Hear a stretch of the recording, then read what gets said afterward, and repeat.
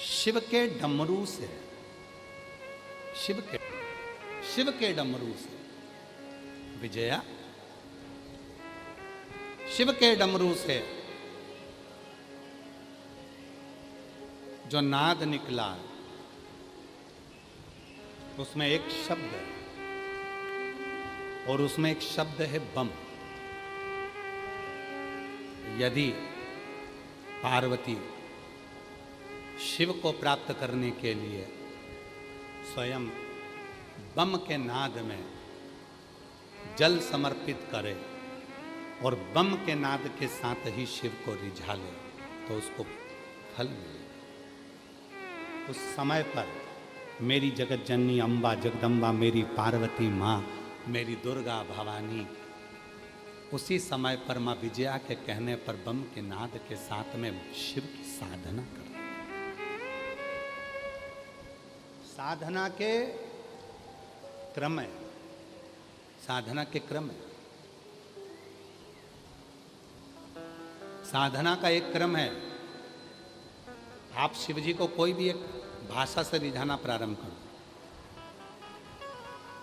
किसी भी भाषा।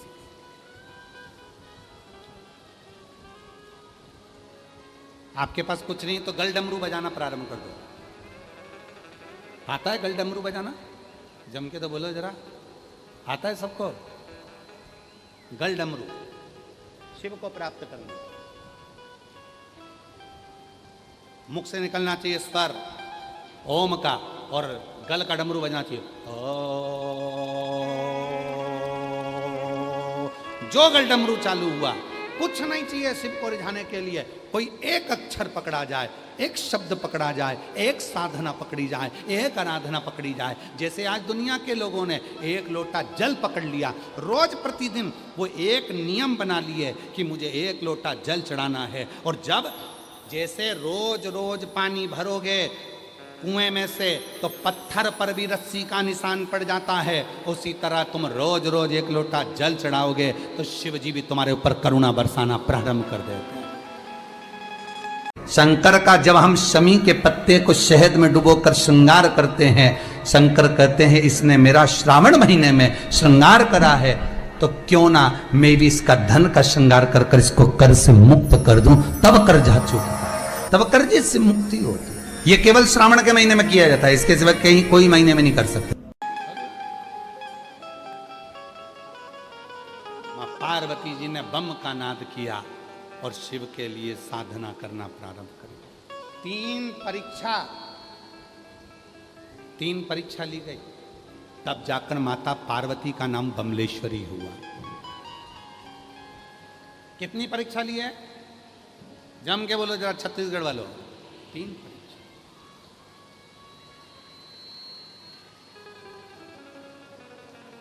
परीक्षा। पहली परीक्षा माता पार्वती जी की थी। शिव जी एक बच्चे का रूप लेकर आ गए, बच्चे सरोवर के तट पर बच्चा साइड में था, एक मगर तेजी से आ रहा था, बादल गरज रहे थे, बिजली चमक रही थी, गर्जना भयंकर हो रही थी, श्रावण का महीना था, खूब पानी गिर रहा था। पार्वती जी को बच्चे के रोने की आवाज आई। 3 परीक्षा दी है, तब जाकर मां पार्वती का नाम बमलेश्वरी पड़ा है। थोड़ा ध्यान देना, बहुत छत्तीसगढ़ वालों, कोई तुमसे पूछे तो तुम्हें जवाब देने के लिए बहुत जरूरी है कि मेरी मां बमलेश्वरी का नाम बमलेश्वरी कैसे पड़ गया।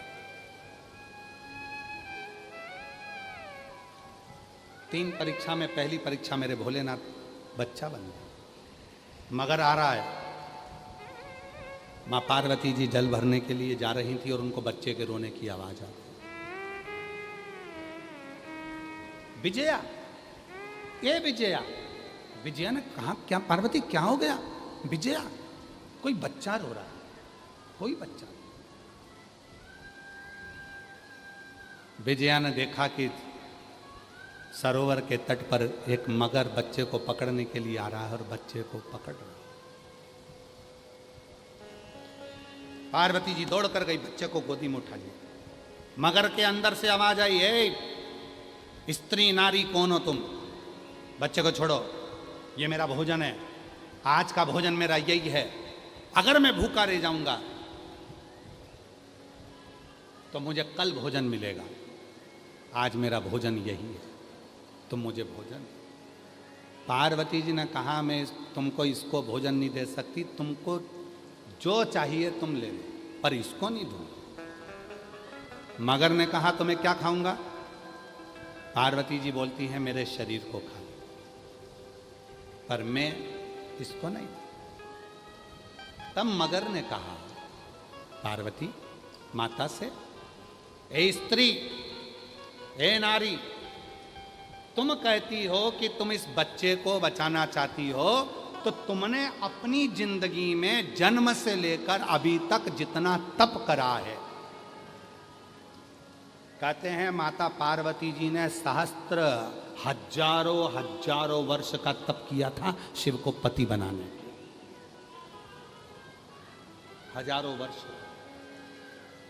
तुमने जो हजारों वर्ष का तप किया है वो सारे तप का फल मुझे अब भी दे दो, तो तुम इस बच्चे को बचा लो। पार्वती जी ने कहा इतनी सी बात, ले जल लिया पार्वती जी ने। इतनी देर में तो तुरंत उसी पल उसी घड़ी विजया ने कहा पार्वती अगर तू तेरे पूरे तप का बल दे देगी तो शिव जी कैसे मिलेंगे? पार्वती जी कहती है मिले चाहे ना मिले पर इस बच्चे को बचाना जरूरी है। और पार्वती जी ने हाथ में जल लिया और जल लेकर मगर को संकल्प दे दिया कि मेरी जिंदगी का जितना तप बल था सब मैं तुझे देती हूँ, इस बच्चे को छोड़ दे।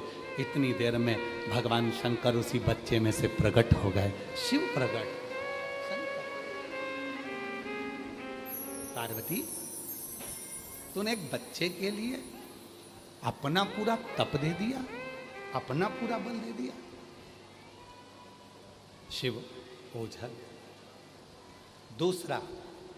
दूसरी परीक्षा शिव जी। आज पार्वती माता ने नियम लिया शिव जी को नील कमल समर्पित करूंगी। नील कमल में से एक कमल मेरे भोले बाबा ने छुपा लिया, जैसे भगवान विष्णु के समय पर छुपाया। पार्वती जी बम का नाद करती हुई जब सब दूर उस कमल को ढूंढने के लिए निकली, तब मां पार्वती जी थक कर बैठ गई।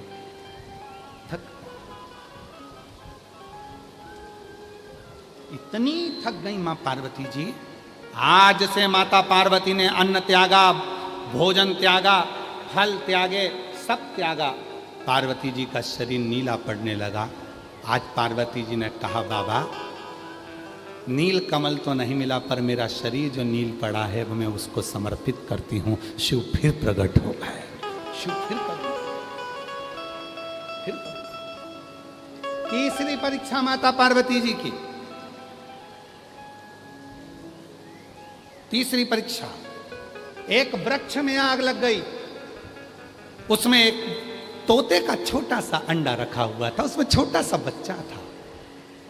पार्वती जी जब जब वहां से निकलती थी वो उस तोते के अंडे को देखती थी और उसमें वो बच्चे को देखती थी, बड़ी खुश होती थी। आज उस वृक्ष में आग लग गई,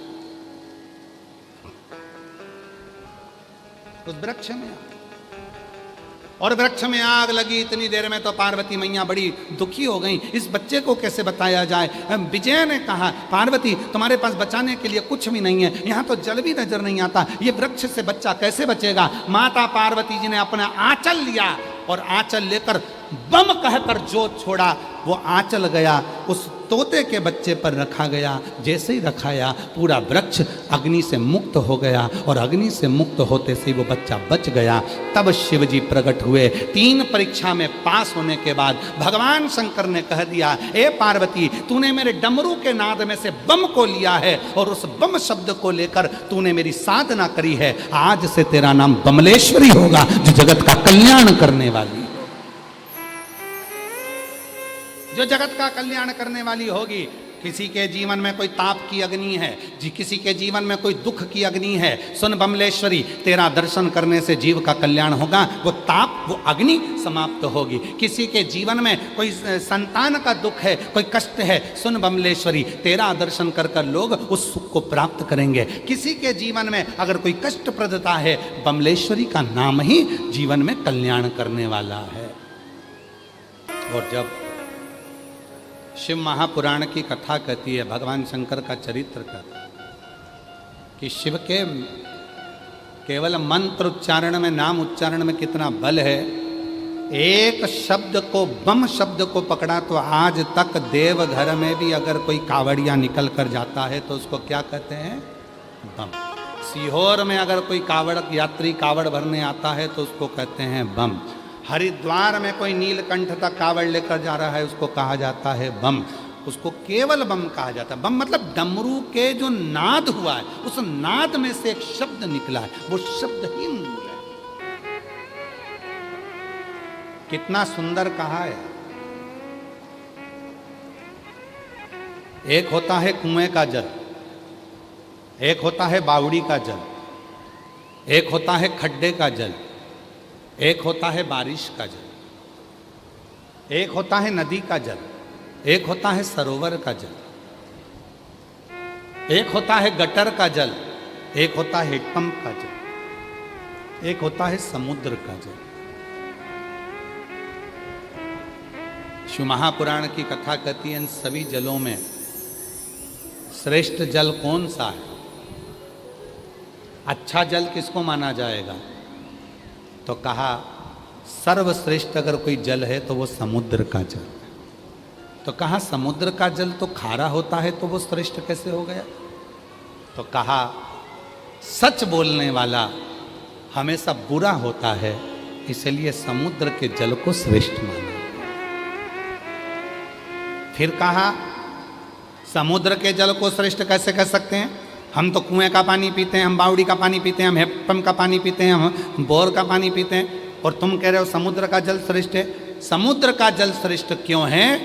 क्योंकि कुएं में कचरा डालोगे तो वो उसी में पड़ा सड़ता रहेगा, बावड़ी में कचरा डालोगे उसी में पड़ा सड़ता रहेगा, खड्डे में, नदी में, तालाब में, सरोवर में कचरा डालोगे वो उसी में सड़ता रहेगा, और समुद्र में ले जाकर कचरा पटक दो वो समुद्र किनारे पर लगा देता है। शिव पुराण कहती है इसलिए समुद्र का जल श्रेष्ठ माना जाता है कि समुद्र में सोना डालो अंदर जाएगा, रतन डालो अंदर जाएगा, मोती डालो अंदर जाएगा, माणिक डालो अंदर जाएगा, जितना वस्तु समुद्र में डालोगे सब अंदर उतर जाएगा, पर समुद्र में कचरा डालोगे तो वो किनारे पर लगा देगा। इसीलिए शिव पुराण कहती है, भगवान शंकर की कथा कहती है कि मनुष्य को समुद्र जैसा होना चाहिए। सत्य बोलो, भले किसी को खारा लगे, बुरा लगे।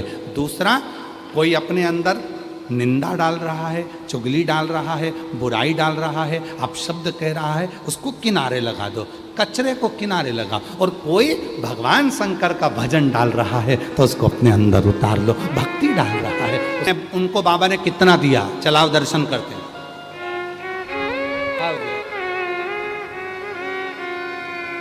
इधर खड़े हो, राम इधर खड़े हो, आओ उनका दर्शन करते हैं जिनको बाबा ने पिछले बार जिन्होंने कथा सुनी उनको कितना दिया, ये पत्र बता रहा है। उस पत्र में उन्होंने लिखा कि हमको हमारे बाबा ने कितना दिया। आइए, आस्था वाले भी दर्शन जरूर कराएं कि शिव के इन पत्रों के माध्यम से